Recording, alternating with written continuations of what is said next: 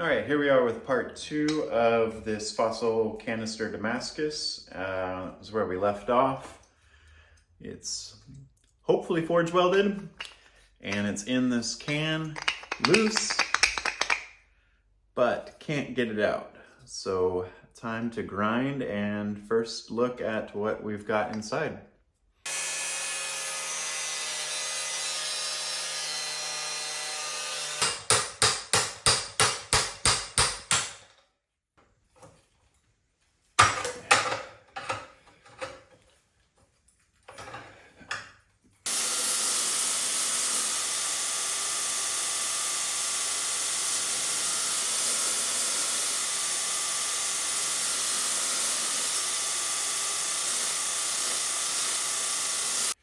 Well, ground it clean, ish.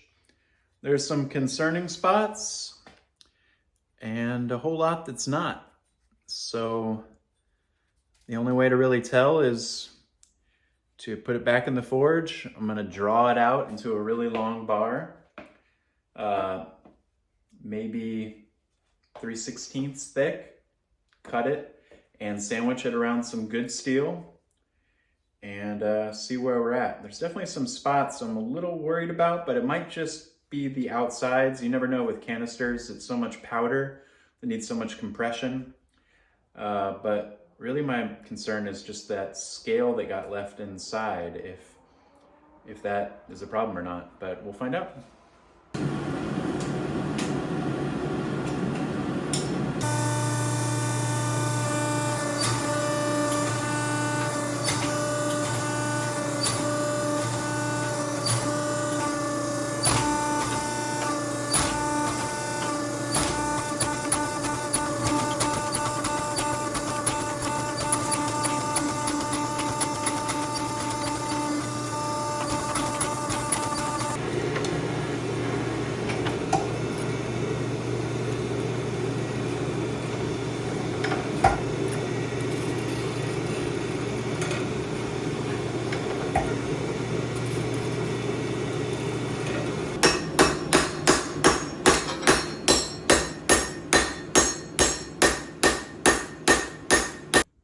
All right, so here we are after letting it kind of anneal by slowly cooling in the forge as it cooled down overnight.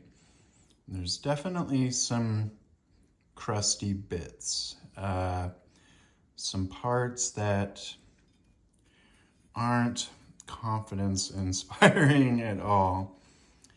I think that, yeah, so some of that forge scale, some of those parts it looks like I shouldn't have used, because there's definitely some tears. It just makes me think that, I don't know, we'll have to see. So I don't need a ton of this because it's a sandwich. This will go on each side, and I'm gonna make a san mai, actually like a go mai. I'm gonna use these as the core, some 15N20 and 1084. And that's gonna go in between a couple parts. And with this doubled up on each side and it stretches out, I think that's plenty of steel. So I'm gonna take 2 bits out of the middle here. It looks like the best part, and let's move ahead.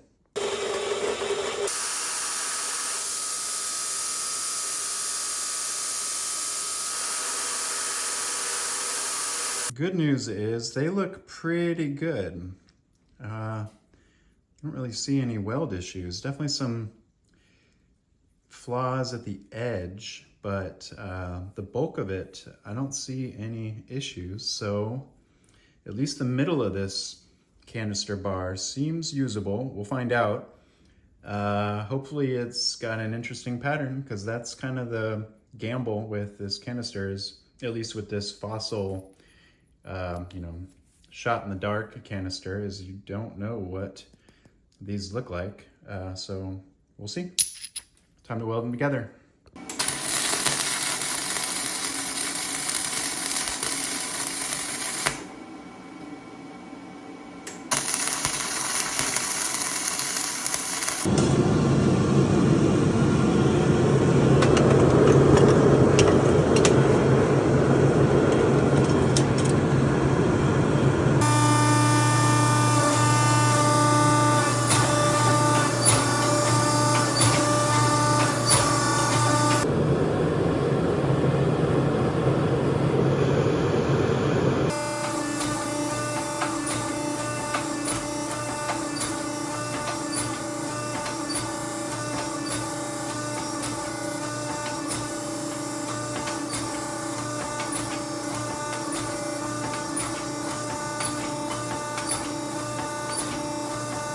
And at this point, we're gonna call it done forging. I'll explain why later, but just into the forge to anneal overnight and let it slowly cool off so I can cut it. So this is what we ended up with, this kind of crusty mess. I think I'm gonna make somewhere in between a petty and a short chef knife out of it. So the thing about when you do san mai is, in order to not have the core move, now it's not super important with this knife because it's all made of high carbon steel. Everything in the canister was high carbon steel, so there's not any bad steel in it. It all will harden in the quench and be usable. But for visual aesthetics, I think I'd like for that core to stay, you know, relatively along the edge. Just, I don't mind if it floats, but you know, the point that I'm aiming for is that it kind of follows that edge. So with the san mai, you don't want to do much forging to shape because I found that it really distorts the pattern. When you hit this way or squish this way, that center steel stays right in the middle. When you start putting it on end and forging to shape, the distortion, that center can get off a little bit. And so I've had bad results with that. So it's almost just a square billet. And with san mai, you just cut the shape out. So at this point, we switch to stock removal to move ahead, and still can't see what we got. Still don't know what it looks like inside. Hopefully it's interesting. But next step is to clean all this junk off with the angle grinder so that I can draw a pattern out and move forward with making this knife.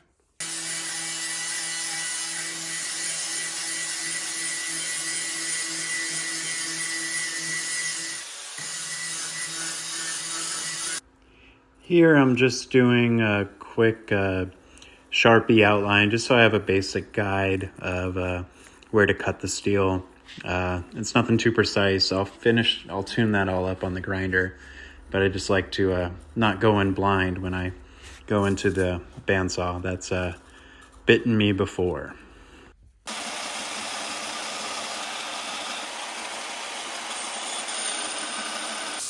Here's the surface grinder, just to thin things down, get all the scale off, flatten things out. Amazing tool.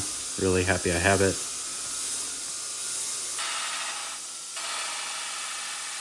Then on to profiling the knife, just grinding it to get it that perfect shape.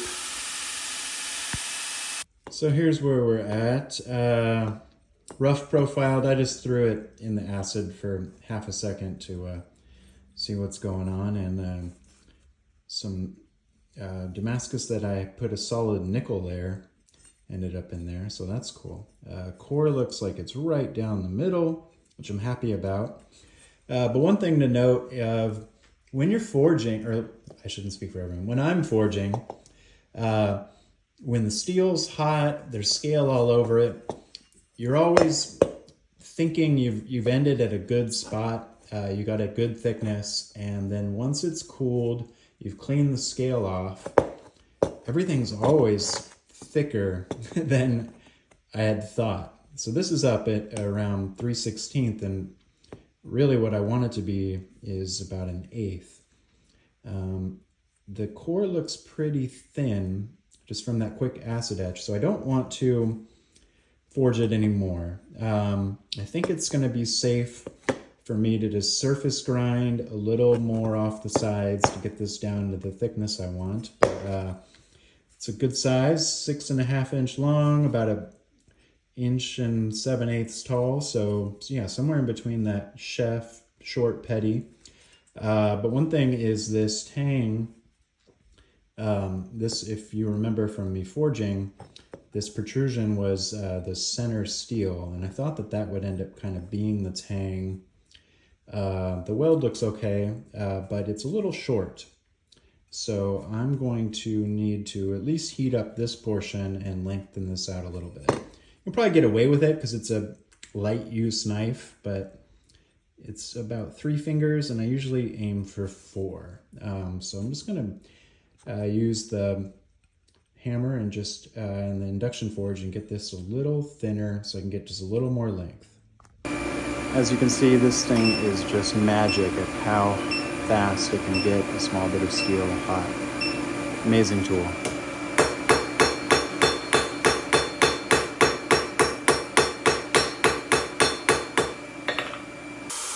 Quick tuning up of the profile, just with a little higher grip belt, making sure everything's good. Clean up the choil area, because that's hard to do on the flat platen, but pretty easy with the small wheel turned horizontal, so that's cleaned up. Then time to fit on this file guide to square off the shoulders where the handle will eventually meet the blade. And take that to remove the bulk of it at the grinder, just getting those shoulders square. And then I round off the final little corner with a small rounded needle file, so it's not a hard 90 degree. You don't want a sharp edge because that could be a stress riser. Not sure how well you can see it, but there's just the smallest little radius instead of a hard edge. And then into the heat treating kiln for 3 normalizing cycles. There's another knife I have ready, so may as well not waste the kiln at temperature. And for dramatic effect, and also so I can see the colors, turn the lights off. But the point of the normalizing cycles is that at the high forge welding and forging temperatures, the steel grain blows up super big. And what you can actually do is reset the grains so that they shrink back down by cycles at a low temperature. So I think that's where we're gonna cut off for this one.